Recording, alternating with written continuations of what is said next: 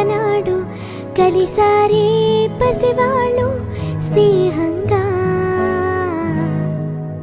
సంతోషమంతా రెక్కలుగా రివ్వంటూ ఎగిరే పక్షులుగా ఆకాశమంతా ఆటాడుకుంటూ ఉన్నారు సరదాగా.